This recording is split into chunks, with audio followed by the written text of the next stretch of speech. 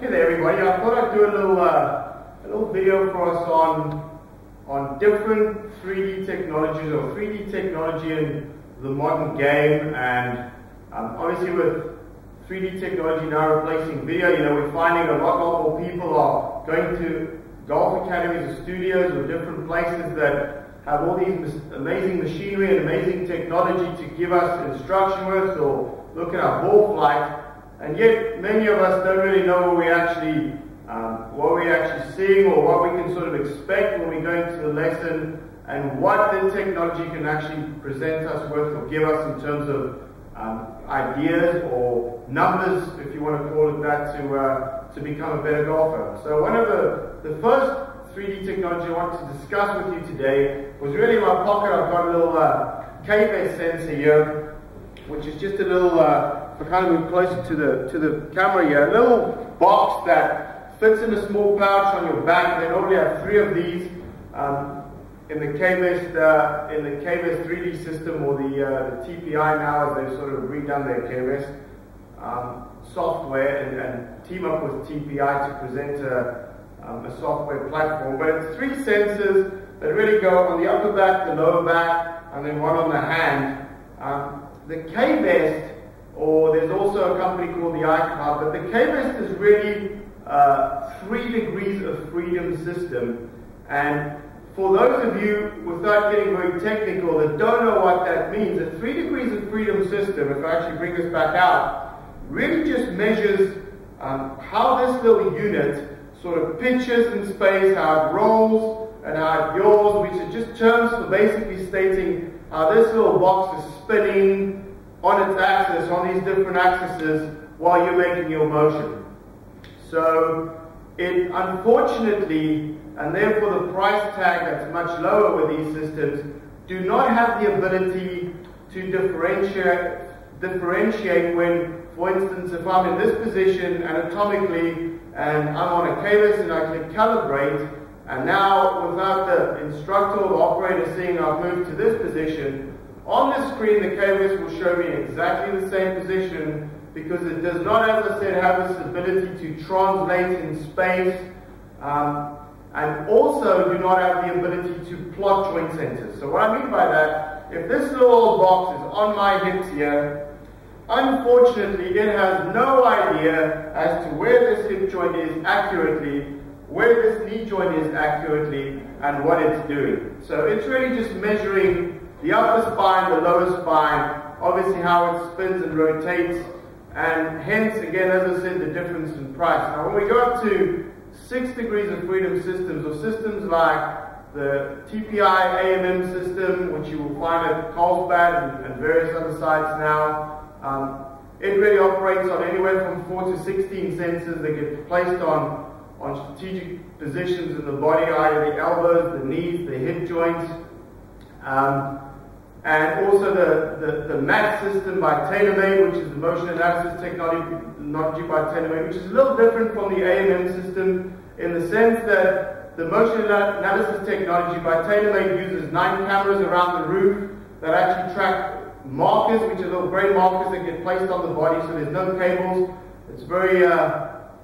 free to move and easy to use in the sense that the golfer is not really restrained in any sort of way. And as he's making his motion back and through, these high-speed cameras will track all these markers moving in space and then digitize a 3-dimensional image of that player's motion. We can then see things like how much the hips are turning in the shoulders and all sorts of great information that we use to teach the golfer to go that next level. The AMM technology is electromagnetic sensors that kind of stick to the body. It's like a little small sort of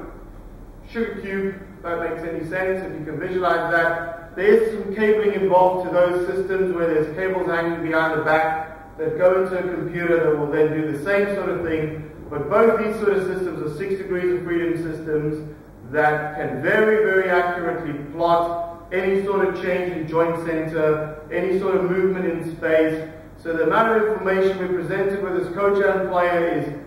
massively different from a 3 degrees of freedom system, and obviously we can pinpoint key areas that players need to work on to get to that next level. So,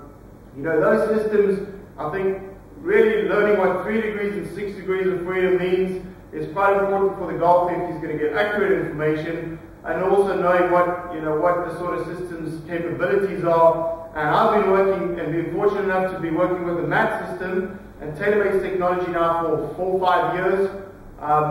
Amazing piece of kit, in the sense that it just shows us the body motions and what we're doing, but it's even got markers on the club and the club face, so we can see force vectors, we can see how the club's hitting the ball, we can fine-tune all of the problems from ball flight right back into how it relates to the body motion and vice versa, almost a chicken and egg situation. And for that reason, having club face information, ball information, and body information, I think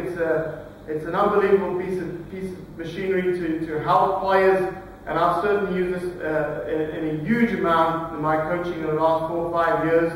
I think the one little thing that I would say that maybe players need to be a little careful with all these different systems is, what a lot of the software companies do these days is take,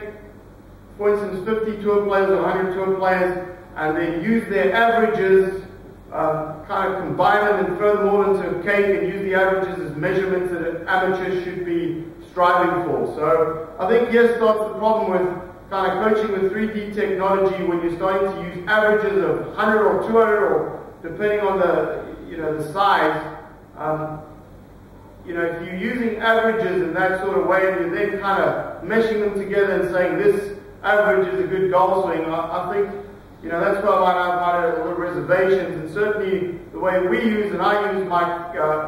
TaylorMade system is to basically look at players' individual characteristics and what components they own and what really works with what else, so we can kind of match up a pattern for them that makes sense. We can save that information then, and if they come back and they're going through a bad spell, we can always bring them back to that. So we can kind of get them from bad to where they want to be, and if they're where they want to be, we can kind of look at their measurements and data, keep it in the system, come back to that when we need to, and sort of see where they've maybe gone off track or done some things differently, and very accurately kind of return them to that level of comfort that they've been in. So guys, I hope that helps. There's so much I could say on 3D technology. I just thought that might be a little starter for you guys, and hopefully we can kind of get the communication channels going. Let me know what you're looking to hear, and hopefully we can share some more information on this wonderful technology, which is certainly going to be the next step in golf instruction, and see if we can take you guys, introduce you to that, take your games to the next level, and just experiencing something that is so much nicer than a video lesson. It's a lot more informative. There's so much more you can see. Great fun, and it's certainly something that you want to look into investing into.